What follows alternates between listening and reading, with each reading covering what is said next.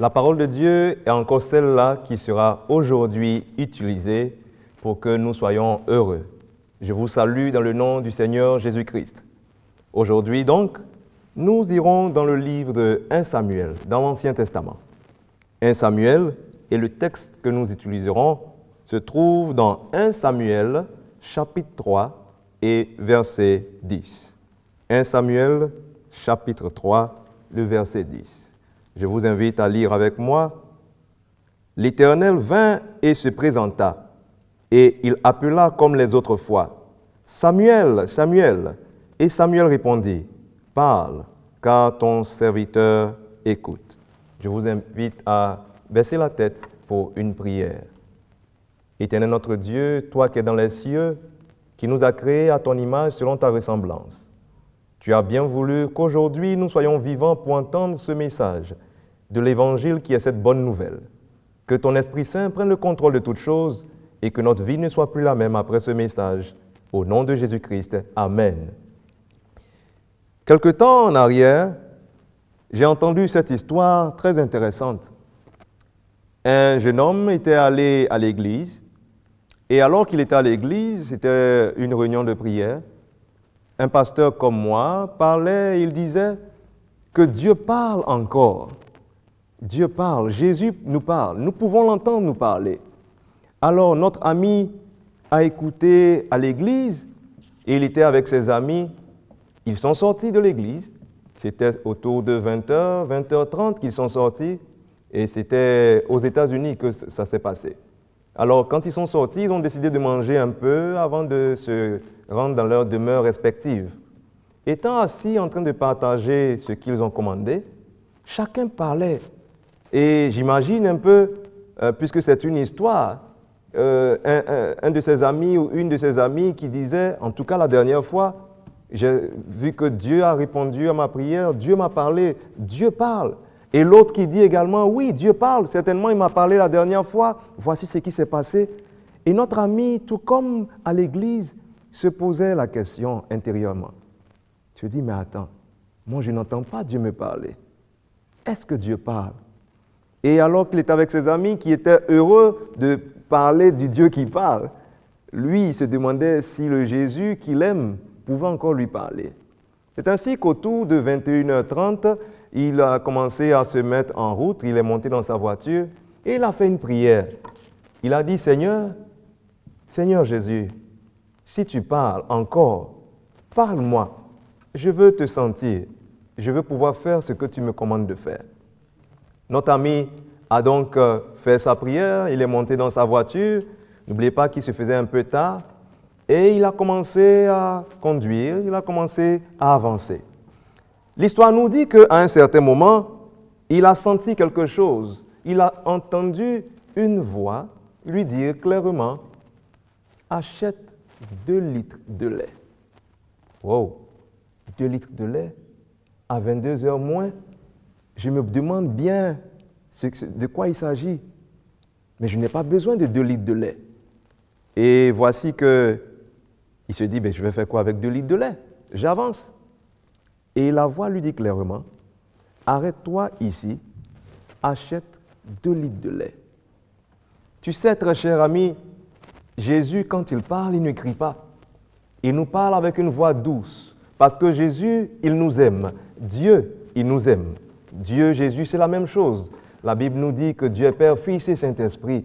Et voici qu'il s'arrête finalement et il achète 2 litres de lait. Il monte dans la voiture et il se dit, bon, si c'est toi qui parles, pas de problème, j'achète 2 litres de lait. Après tout, je pourrais les boire quand même. Et notre ami donc avance avec sa voiture, il conduit. Et à un certain moment, l'histoire nous dit qu'il entend cette même douce voix qui lui dit, à la prochaine avenue, ou encore au prochain carrefour, tourne à droite. Alors là, ça devient un peu bizarre. Notre ami se dit, je n'ai rien à voir dans ce quartier, surtout que c'est un quartier semi-commercial où, à partir d'une certaine heure, les boutiques sont fermées et il n'y a que très peu d'habitations, l'endroit est un peu sombre. Il dit non, attends, mais là, ça devient de la folie. Ça ne peut pas être Dieu qui me parle parce que je n'habite pas dans cet endroit. Et il s'est souvenu de sa prière. Et il a dit, bon, peut-être que c'est Dieu qui me parle, mais bon, je n'ai rien à faire là-bas. Et il avance. Il a dépassé l'avenue, il a dépassé le carrefour. Oh, à un moment, la voix lui parle encore, lui dit, je t'ai demandé de tourner à cette avenue. Fais demi-tour et tourne là-bas. Waouh! Notre ami commence à parler, il se dit, bon, si c'est toi, Jésus, je vais faire demi-tour, bon, je vais essayer, on ne sait jamais. Alors il tourne, il fait demi-tour, il arrive au niveau de l'avenue et effectivement à droite, il prend l'avenue. Ayant tourné à droite, notre ami ralentit, il conduit, il va doucement et il entend la voix qui lui dit, tu vois la maison là-bas, gare, descends, prends le lait et donne. Alors là, il n'imaginait pas que cette voix-là pouvait être la voix de Dieu. Attends, je dois m'arrêter dans cet endroit sombre. 2 litres de lait, mais attends, mettez-vous à ma place. Mettons-nous un peu à la place de notre ami de ce soir, de ce matin, ou en tout cas, je ne sais pas à quelle heure il est chez toi.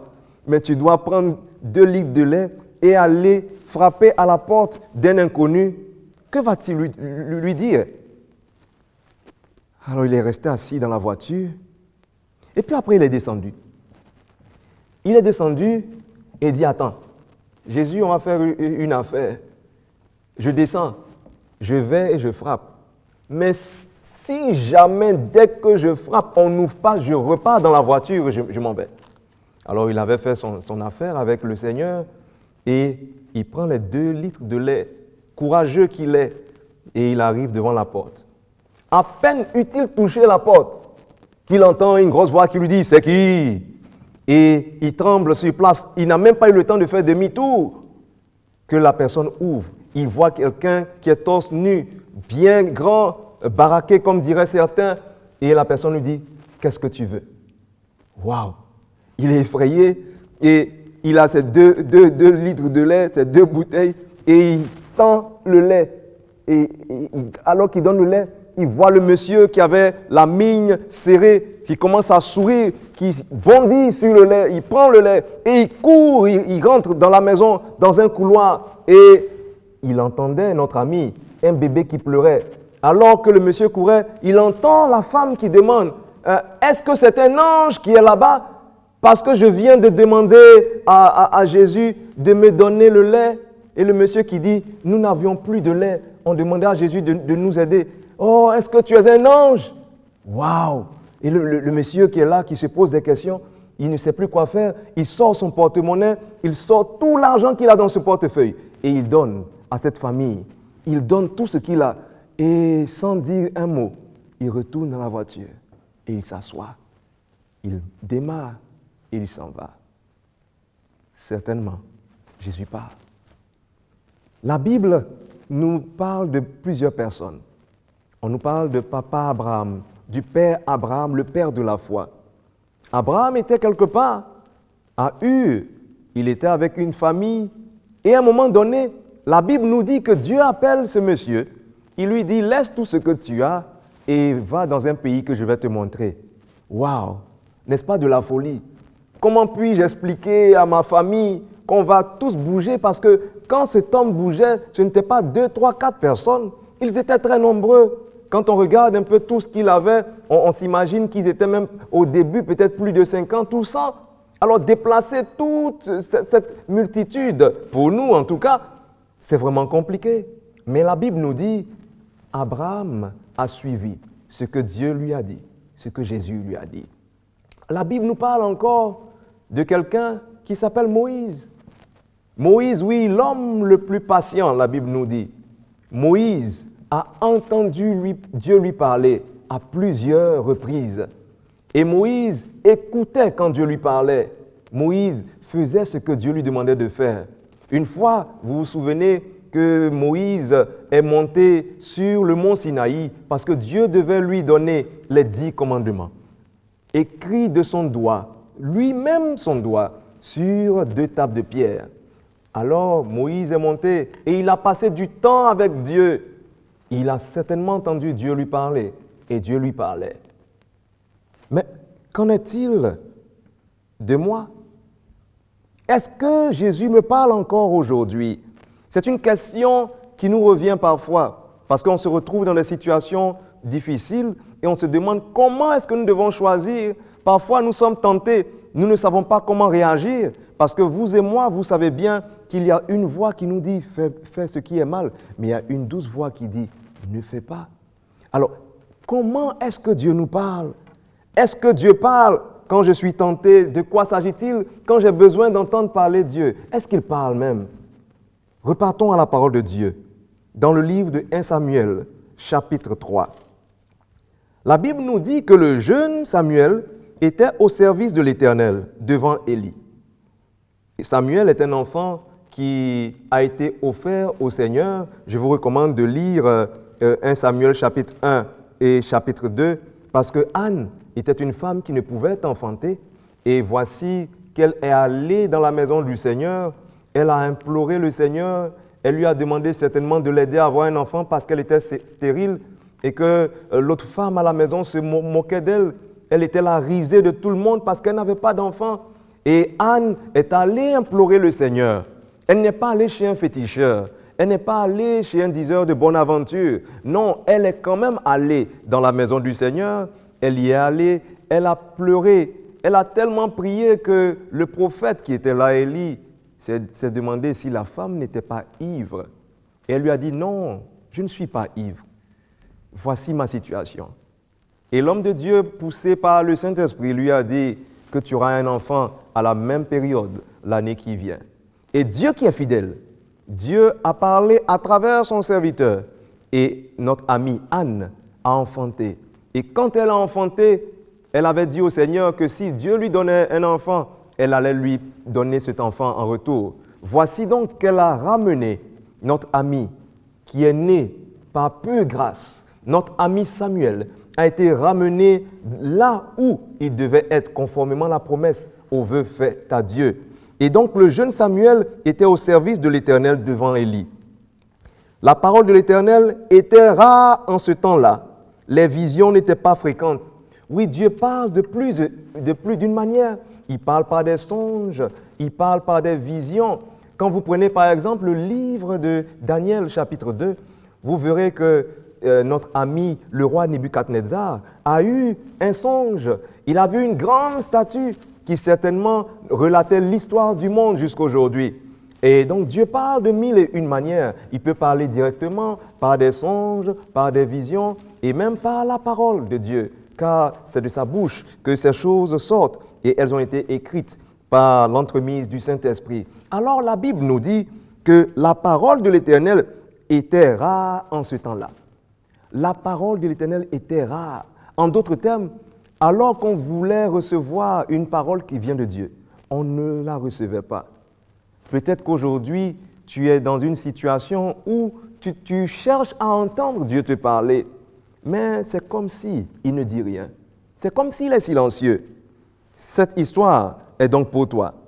Et la Bible nous dit, en ce même temps, nous sommes dans 1 Samuel chapitre 3, le verset 2 maintenant, en ce même temps, Élie, qui commençait à avoir les yeux troubles et ne pouvait plus voir, était couché à sa place. Ici, nous parlons du prophète Élie, un homme utilisé par Dieu.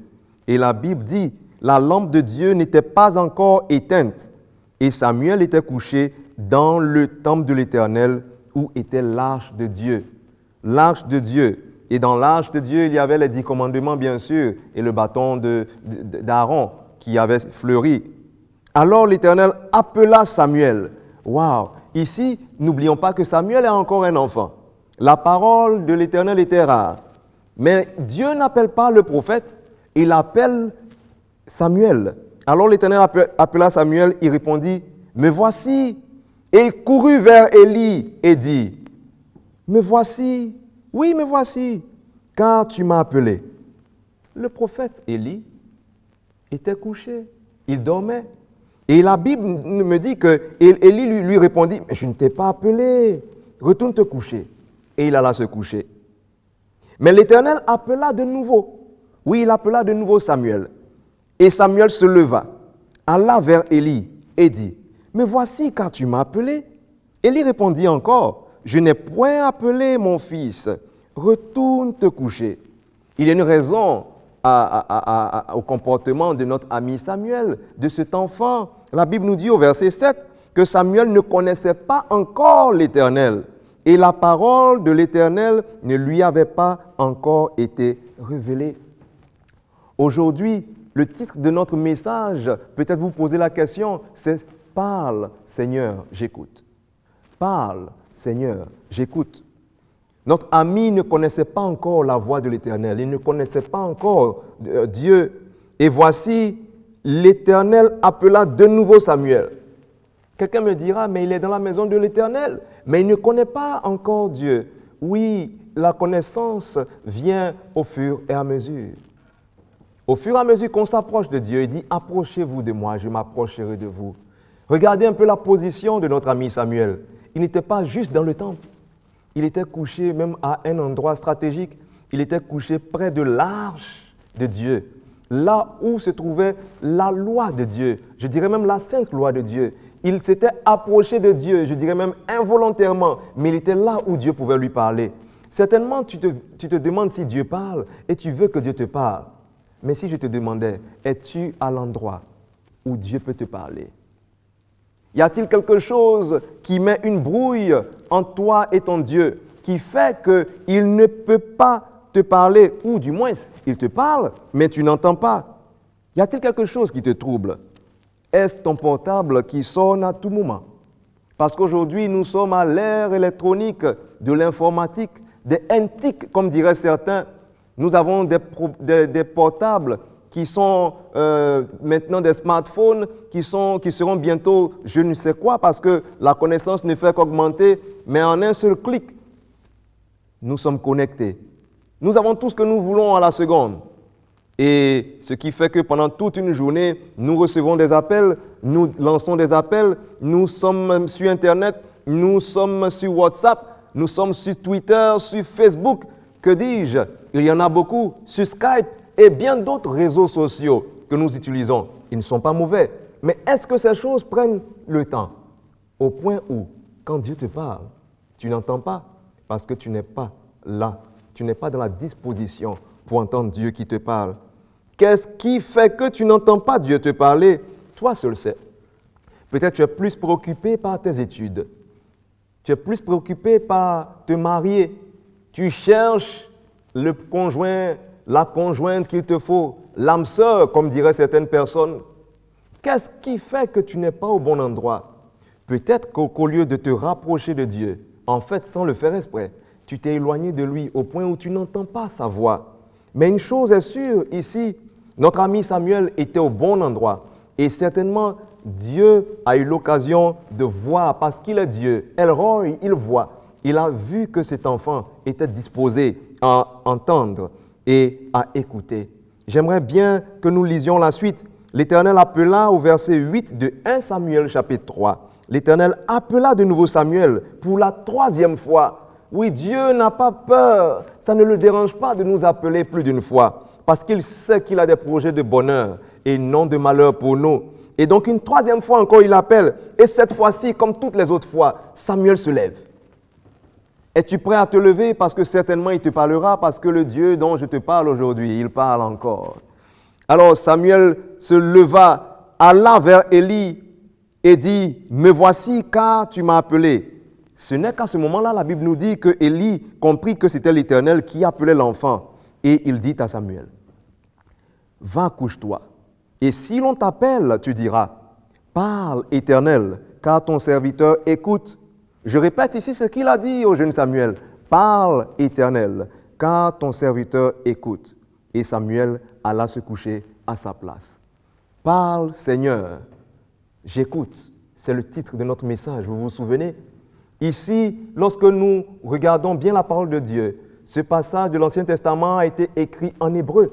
Et en hébreu, le terme « écouter », n'est-ce pas, c'est prêter attention pour obéir, prêter attention pour comprendre et pour mettre en pratique. Donc, ce n'est pas juste entendre et ne rien faire avec. Et donc, quand ici, il dit « Parle, Éternel, car ton serviteur écoute », il est en train de lui dire « Parle, Éternel, car ton serviteur est prêt à comprendre ce que tu vas dire et à le mettre en pratique. Dieu est prêt à te parler. Alors l'Éternel vint et se présenta, et il appela comme les autres fois, « Samuel, Samuel !» « Samuel, Samuel !» Et Samuel répondit, « Parle, car ton serviteur écoute. » Il n'était pas obligé de répéter la même chose, mais c'était un enfant obéissant. Il faisait seulement ce qu'on lui demandait de faire. Et ce qu'on lui demandait de faire ici était bon. Es-tu prêt à écouter Dieu pour mettre en pratique ce qu'il va te demander?